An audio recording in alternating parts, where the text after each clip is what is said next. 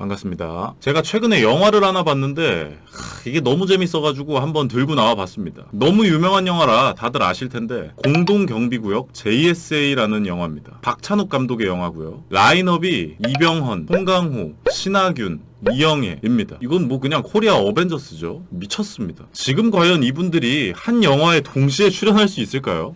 안 될 것 같아요, 저는. 아무튼 바로 시작해 보겠습니다. 참고로 결말까지 쭉 달릴 거기 때문에 그 부분 참고해 주시면 좋을 것 같습니다. 영화는 이름 그대로 JSA에서 시작을 합니다. 실제로 있는 부대죠. 우리가 북한과 가장 가까운 부대를 생각하면 흔히 GP를 많이 떠올리는데 아니에요. JSA가 있습니다. 여기는 판문점이라고 진짜 군사 분계선 바로 앞에서 남북이 서로 근무를 섭니다. 말 그대로 공동경비구역이에요. 저도 군인일 때 한 10번? 그 정도 가본 것 같아요. 아무튼 여기서 정확히는 판문점은 아니지만 북한군 2명이 우리나라 군인에게 총 맞고 죽는 사건이 일어납니다. 그리고 그 순간 남북이 즉각 투입된 후발대에 의해서 총격전이 일어나요. 영화에서 돌아오지 않는 다리라고 해서 작은 다리가 있고 그 다리를 중심으로 한쪽은 우리나라, 한쪽은 북한 초소가 각각 있습니다. 근데 우리 측 군인이 돌아오지 않는 다리를 건너서 북한 초소에서 북한군 2명을 죽인 거야. 그리고 북한군을 죽인 범인은 이병헌 배우가 연기한 이수혁 병장입니다. 이게 영화의 시작입니다. 그러니까 시작부터 이미 결과를 던지고 시작해요. 제가 볼 때 이거는 추리 영화예요. 이미 사건이 다 일어나 버렸어. 범인도 있어. 영화는 왜 이런 일이 일어났는지를 중심으로 흘러갑니다. 이상하잖아요. 우리나라 군인이 북한에서 살인을 한다? 말도 안 돼요. 왜냐면 아까 얘기한 군사 분계선을 중심으로 서로가 절대로 넘어갈 수 없는 게 지금 남북의 현실인데 남측의 군인이 북한에 넘어가서 살인을 한다? 이게 이상한 겁니다. 그리고 거기에 있어서 사건 당시 현장에 있던 생존자들 의견이 전혀 달라요. 우리나라는 북측에서 나를 납치했다. 월북하라고 납치를 했다. 그래서 빠져나가기 위해 어쩔 수 없었다. 이렇게 얘기를 하고 북한은 뜬금없이 선빵을 맞았다. 가만히 있는데 선빵 맞았다 이겁니다. 하는 말이 아예 다르죠. 그러니까 한쪽은 터무니없는 거짓말을 하고 있는 겁니다. 의견이 좁혀질 리가 없겠죠. 그렇잖아요. 서로 그렇게 이미 말을 해버렸는데 갑자기 사실 그거 구랍니다. 북한 말이 맞습니다. 아니면은 북한에서 사실은 납치한 게 맞습니다. 갑자기 그렇게 꼬리를 내리겠냐고. 절대 그럴 리가 없겠죠. 그래서 이제 중립국에서 수사를 해요. 당연히 제3자가 봐야겠죠. 우리나라 입장에서는 우리 유리한 의견을 낼 거고 북한도 마찬가지일 거니까 아예 중립의 국가에서 수사관을 불러서 조사를 하자. 그러니까 한마디로 심판 부르자 이거죠. 예를 들면은 축구 경기를 생각해 보세요. 심판 없잖아요. 바로 패싸움 나요. 그렇게 이제 중립국에서 수사관을 부르는데 그 중립국이 스위스랑 스웨덴이고 스위스에서 수사관으로 나온 사람이 한국계 스위스인인 소피 소령입니다. 이 소피 소령이 이영애 배우예요. 그러니까 간단히 정리를 하자면 이병헌, 송강호, 신하균 이 3명의 배우가 그 사건 당사자들이고 이영애 배우는 사건 자체와는 관련이 없는 수사관인 겁니다. 여기서 영화는 현재 이미 사건이 일어난 현재와 사건이 일어나기 전 과거를 오가면서 스토리가 진행이 돼요.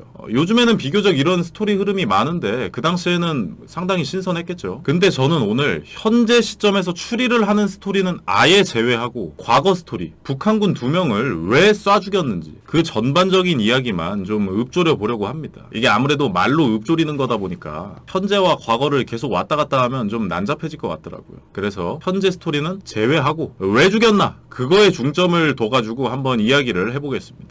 과연 이 사건에는 어떤 비밀이 있었던 걸까? 시간은 총격전이 일어나기 한참 전으로 거슬러 올라갑니다. 어느 늦은 밤 DMZ 내에서 수색을 하는 수색팀이 나와요. 그러다가 이제 수색팀장이 야투경으로 주변을 살피는데 바로 앞에 낯선 초소가 하나 보입니다. 근데 아군 초소가 아니야. 북한 초소입니다. 이게 뭔 뜻이냐? 나도 모르게 수색하다가 넘어왔다 이겁니다. 그래서 그 수색팀장이 군대에서 가장 자주 하는 말이 저절로 튀어나와요. 아 씨발 좆됐다. 당연하죠. 그 말이 안 나올 수가 없어요. 북한 입장에서 그거 보면은 남측 괴뢰군의 침투예요. 걔네 입장에선 그렇잖아요. 걸리면 좆되는 겁니다. 진짜 뒤질 수도 있어요. 그러니까 수색팀장이 바로 돌아가자는 지시를 합니다. 그렇게 수색대가 빠지는데 하필이면 그때 오줌을 싸고 있던 우리의 주인공 이병헌 배우죠. 이수혁 병장이 오줌 싸느라 후퇴하는 말을 못 듣고 혼자 남겨진 겁니다. 솔직히 이거 좀 말이 안 돼요.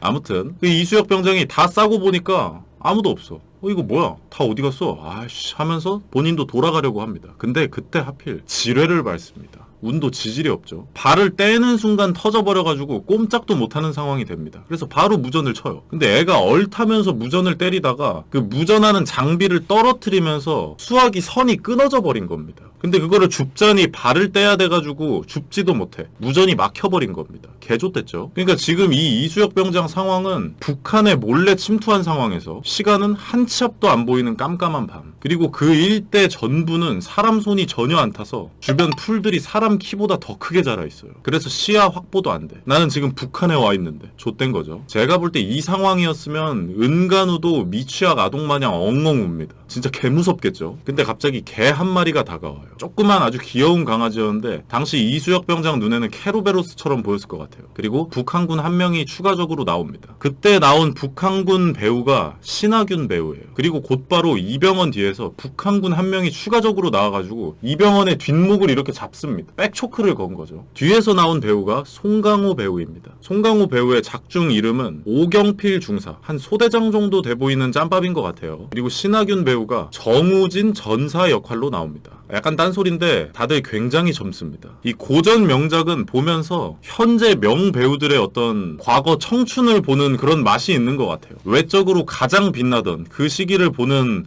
그런 재미도 좀 있는 것 같습니다. 세 분 다 뭐 지금도 너무 멋있지만 그 영화 내에서 정말 풋풋하고 뭔가 좀 아련합니다. 아무튼 그런 상황에서 약간의 대치 상황이 벌어집니다. 편의상 그냥 반말로 하겠습니다. 저희 배우분들 너무 좋아하는데 그냥 반말로 할게요. 편의상 진행을 해야 되니까. 송강호가 이병헌 뒤를 이렇게 잡았잖아요. 그러니까 이병헌이 이렇게 잡힌 상태로 야야야야 나 지뢰 밟았어 지뢰 하니까 송강호랑 신하균이 개쫄아가지고 조용히 그냥 가려고 합니다. 그러면서 이제 신하균이 강아지 있다 했잖아요. 그 강아지 데리고 가려고 이병헌한테 다가오니까 이병헌이 가까이 오지 마 이 개새끼야! 한 발만 더 가까이 오면 나 진짜 발 뗀다. 발 떼?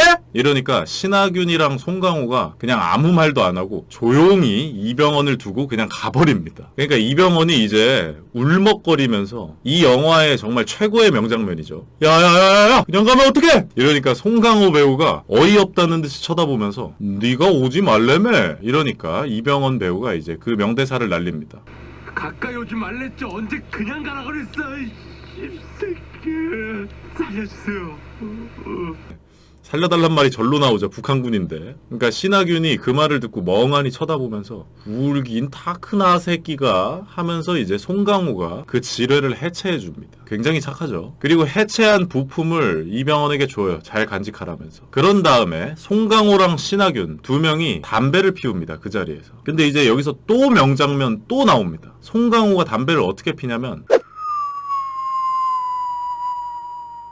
이렇게 휘파람을 불면서 담배 연기를 내뱉어요. 그러면서 가자 하고 사라집니다. 이 장면은 솔직히 영화 진행상 반드시 있어야 되는 장면이지만 조금 말이 안 되긴 합니다. 일단 수색팀장이 DMZ 내에서 그것도 군사 분계선을 넘은 극단적인 상황에서 이탈자가 한 명 생겼다는 걸 이렇게까지 눈치 못 채고 찾으러 안 온다고? 그게 솔직히 좀 말이 안 돼요. 야 얘 어디 갔어 하고 좆됐다 하고 바로 돌아왔어야 정상입니다. 뭐 영화니까 그냥 넘어가죠. 아무튼 그렇게 지뢰 사건이 끝나고 시간이 흘러서 장면은 겨울로 넘어갑니다. 눈 내리는 겨울. 또 수색을 하고 있어요. 이번에는 시간이 밤이 아니라 낮입니다. 그러다가 수색대원 중 한 명이 뜬금없이 그냥 아무것도 없는 허허벌판에다가 병아리! 병아리! 이런 식으로 무슨 암호 같은 걸 외쳐요. 그러니까 건너편에서 갑자기 사람은 안 보이는데 목소리가 들립니다. 병아리 좆 여기 있다! 하면서 뭐 막 자기들끼리 낄낄거리는 소리가 들려요. 그리고 화면이 바뀌고 눈 덮인 벌판에 한 개 분대급 규모의 북한군과 남한군이 서로 대치하고 있는 상황이 펼쳐집니다. 그렇게 서로 한 줄로 쪼르륵 서 있고 각각 대장으로 보이는 사람이 한 명씩 걸어 나와요. 북한군에서 대장으로 나온 건 송강호 배우입니다. 그러고는 대장들끼리 서로 자기들 담배를 하나씩 바꿔서 핍니다. 우리 측 군인이 송강호한테 담배불도 붙여주고 이거 걸리면 진짜 개좆되는 건데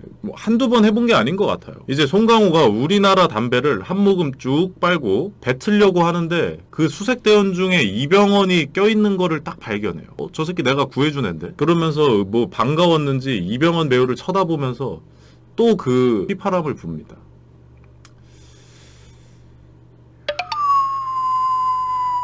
이병헌 배우도 그거를 보고 옅은 미소를 떼어요. 그리고 이제 북한군 그 서 있는 북한군들 중에 신하균도 있었거든요. 신하균도 그걸 보고 웃습니다. 굉장히 좀 훈훈한 장면이죠. 그렇게 담배 하나 다 피고 그냥 서로 볼일 끝났다는 듯이 각자 갈 길을 갑니다. 이것도 진짜 명장면이죠. 이 감성은 진짜 우리나라에서만 이해할 수 있는 감성 아닐까요? 외국인들이 이 영화를 이 장면을 봤을 때 우리가 이 장면을 봤을 때만큼 그런 어떤 그런 느낌을 받을 수 있을까? 저는 못 받을 것 같거든요. 받았거든요. 공감이 안 되니까. 아무튼 그렇게 이제 서로 담배 하나 피는 장면도 끝나고 장면이 또 넘어갑니다. 이번에는 그 산속을 수색하는 장면이 아니라 판문점 경비 근무를 서는 장면으로 넘어가요. 근데 여기서 또 명장면 나옵니다. 진짜 그냥 명장면 폭격기예요. 명장면 1 넘어가면 명장면 2야.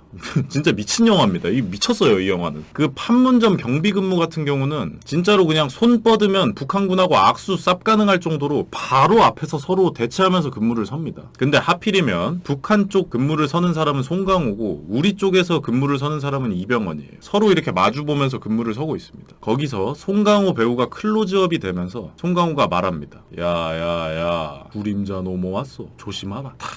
이거 명대사 또 날립니다. 이분은 제가 볼 때 그 카메라에 대고 혼자 얘기하는 연기는 거의 뭐 전 세계 탑이에요. 이미 살인의 추억에서 기가 막히게 하셨잖아요. 경력직이다 이겁니다. 그 카메라에 대고 물론 뭐 이병헌에게 한 말이지만 카메라에다 대고 얘기하는 연출이 나오는데 야 진짜 명장면입니다. 그러니까 이병헌 배우가 그 말을 듣고 이렇게 조용히 뒤로 한 발짝 물러갑니다. 아무튼 그리고 추가적으로 판문점에서 장면이 하나 더 있는데 이거는 그냥 지나가듯이 잠깐 나오는 장면이거든요. 근데 외국인들이 판문점에 관광을 온 듯한 장면이 나와요. 외국인들이 이렇게 우르르 걸어다닙니다. 여기서는 사진을 찍으면 안 된다 이런 얘기가 나와요. 근데 외국인 중 한 명 모자가 그 북한 쪽으로 날아가 버린 거야. 바로 앞이라 모자 그냥 주스면 되는데 그걸 넘어갈 수가 없는 거예요. 근데 그때 송강호가 모자를 주워가지고 그 외국인한테 이렇게 줍니다. 그러니까 외국인 군인이 와가지고 대신 받아주고 고맙습니다 이렇게 어설픈 한국말로 인사하고 그때 그 장면을 누군가가 사진을 찍어요. 사진 찍지 말라 했는데 말 졸라 안 듣습니다. 그러니까 이제 그 우리 측 헌병이 사진을 못 찍게 이렇게 막습니다. 그런 장면이 잠깐 나와요. 이 장면은 도대체 왜 나온 거지 싶었는데 이것도 개명 장면이거든요. 이건 마지막에 나옵니다. 아무튼 그런 장면이 있었고 그러고는 이제 또 화면이 넘어가. 이번에는 수색도 판문점 경비 근무도 아닌 초소 근무를 하는 장면이 나옵니다. 나는 진짜 이 영화를 보면서 JSA 병사들이 이렇게 많은 일을 한다고? 좀 이런 생각이 들었어요. 수색도에, 경비근무도에, 초소 초병근무도에 이거를 다 한다고? 병사들이?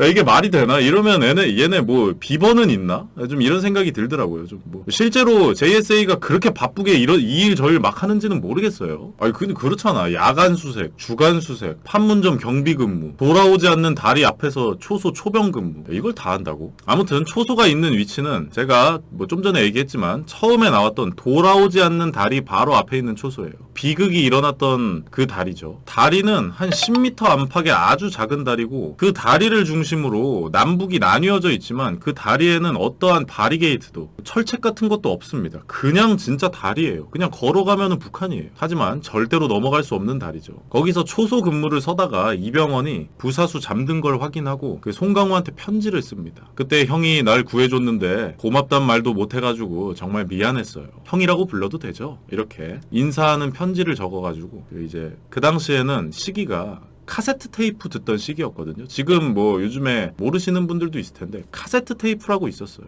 옛날엔 mp3나 이런 것도 없었으니까 그 카세트 테이프에 노래를 녹음해가지고 그거를 편지랑 같이 묶어가지고 그 돌아오지 않는 다리 건너편으로 던집니다. 던져요. 그때 송강호 아니고 다른 사람 근무였으면 어떡하려고 던지는 건지 모르겠는데 아무튼 던집니다. 그러니까 답장이 또 와요. 송강호가 답장을 써준 겁니다. 고조 맨날 동지 소리만 듣다가 형 기대니까 좋구나야 이러면서 또 편지가 옵니다. 그러니까 이병헌 또 그거에 재미 붙여가지고 서로 그냥 뭐 펜팔 친구 됩니다. 그냥 다리 건너면 바로 있는데 편지를 보내야 되는 겁니다. 뭐 막 쓸데없는 얘기 막 주고받아요. 나는 야구를 좋아해요. 야구 선수가 어릴 때 꿈이었어요. 뭐 이러고 막 송강호는 너가 보내준 노래 녹음 테이프 그거 뭐 처음에는 듣기 힘들었는데 뭐 듣다 보니까 좋더라.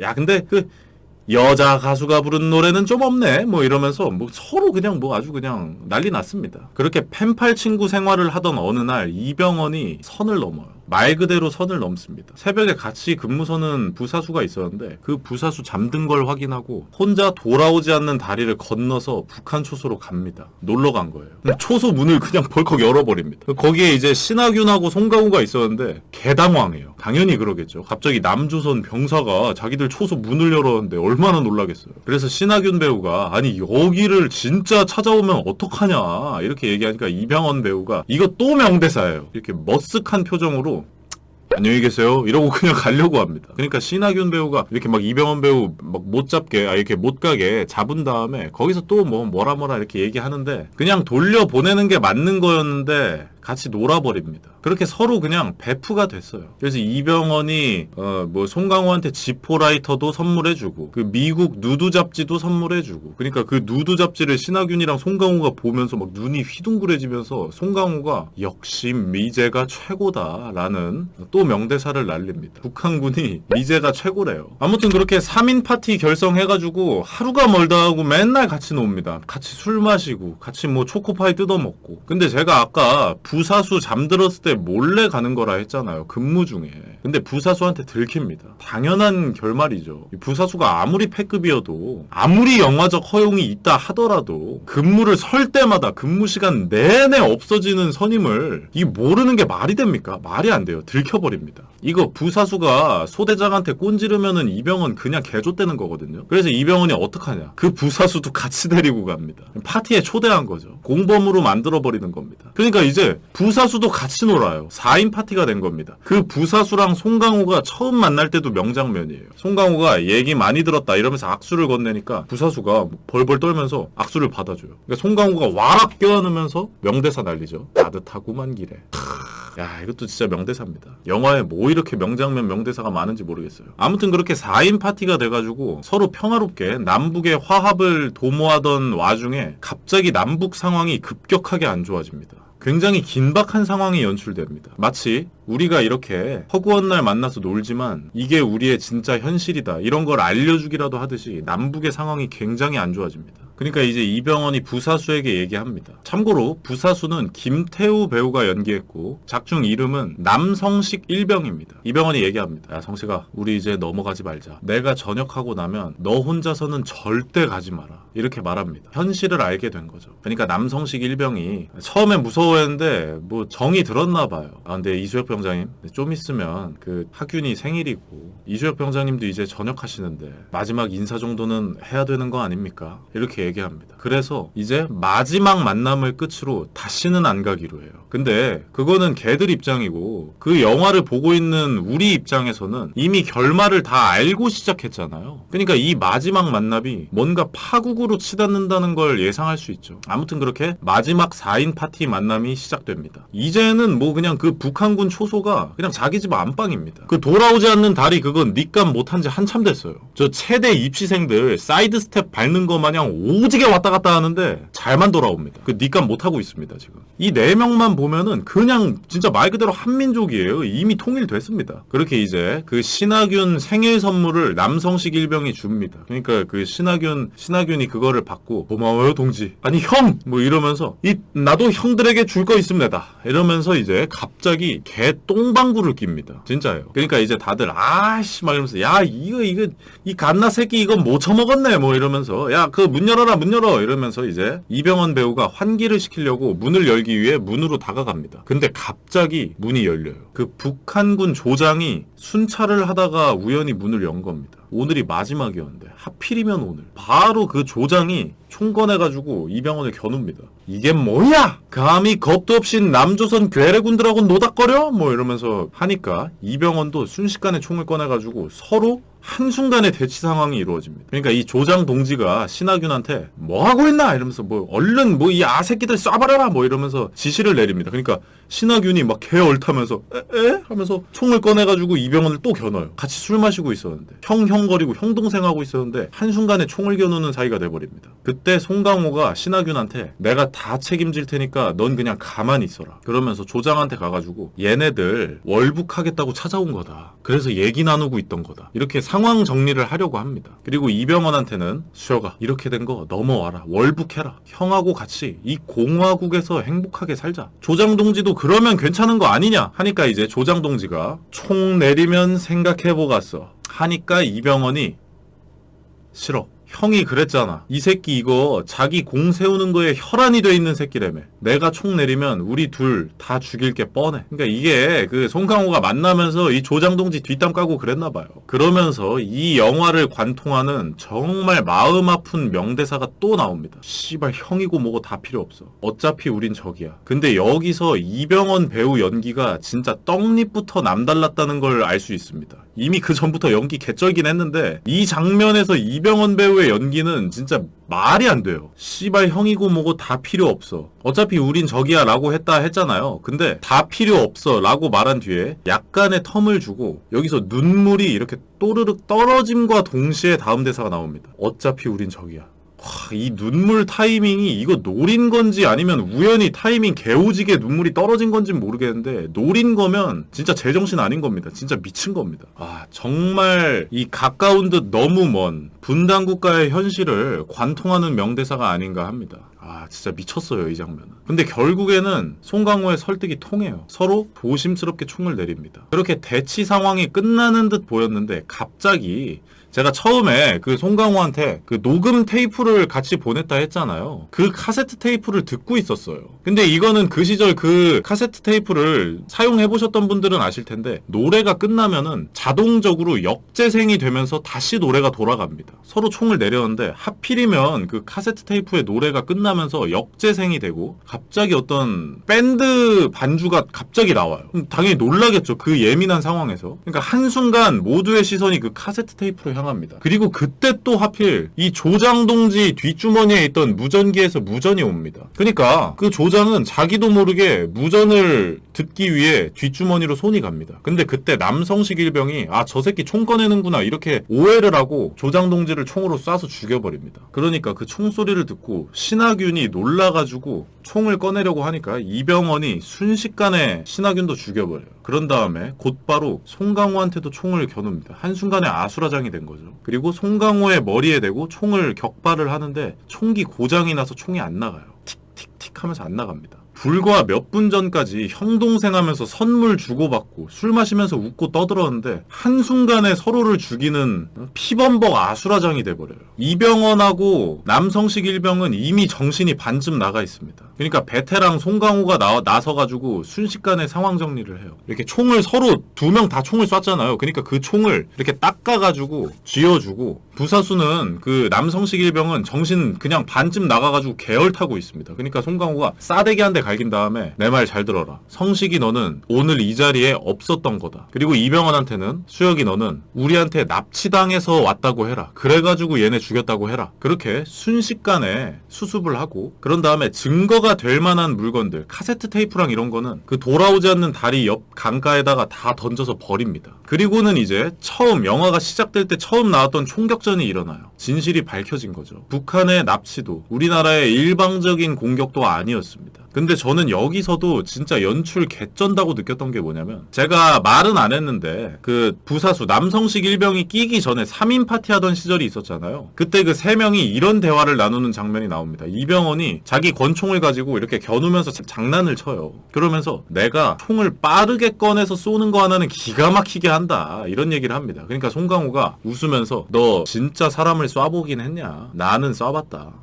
실전에서는 총 빠르게 꺼내고 그런 건 아무 소용없다. 중요한 건 얼마나 침착하고 냉정하게 행동하냐. 그게 중요한 거다. 이런 대화를 나누는 장면이 잠깐 나오거든요. 근데 막판에 진짜 그 대화 그대로 전개됩니다. 이병헌은 반응 속도는 개오져요. 거의 뭐 그냥 카우보이입니다. 다 죽여버려요. 근데 결국에 상황 정리는 송강호가 다 합니다. 침착하게, 냉정하게. 그리고 이거는 완전 결말 스포일러이긴 한데 이미 스토리 다 얘기했으니까 그냥 얘기하겠습니다. 좀 원치 않으시는 분들은 한 15초 정도, 15초에서 20초 정도 넘겨주세요. 결국에 살아남는 건 송강호 뿐이에요. 이병헌 자살합니다. 왜냐면 원래는 신하균을 죽인 게 부사수로 연출이 돼요. 부사수가 신하균을 죽인 것처럼 나오는데 알고 보니까 부사수를 죽인 게 이병헌이었습니다. 자살합니다. 그리고 부사수도 자살하는데 이거는 극 초반에 나와요. 혼수 상태가 됩니다. 투신 자살에서 혼수 상태가 돼요. 결국에는 송강호만 살아남습니다. 아무튼 그렇게 그 4명의 마지막 만남은 정말 피로 얼룩진 아수라장이 돼버리고, 그게 사건 당일 돌아오지 않는 다리 옆 초소에서 있었던 사건의 전말이었던 거죠. 사건의 전말이 다 나온 뒤로는 이제 현재에서 그 이영애 배우가 수사하는 장면 위주로 흘러가요. 근데 제가 앞서 말했듯 수사 장면은 다 그냥 뺐다고 했죠. 그 타임라인을 계속 왔다 갔다 하면 말로 읊조리는 거다 보니까 좀 난잡해질 것 같아서 그냥 다 뺐습니다. 아무튼 그렇게 좀 사건 중심으로 이야기를 읊조려 봤고, 마지막 장면도 진짜 개쌈명 장면입니다. 제가 처음에 그 판문점에서 관광객들 놀러 와가지고 사진 찍지 말라 했는데 사진 찍었다 했잖아요. 마지막에 갑자기 그 장면이 다시 나와요. 그러면서 똑같이 사진을 찍는데 처음에는 그냥 사진 찍고 넘어가는 거였는데 마지막에는 그 사진이 등장을 합니다. 모자를 주워준 송강호 배우가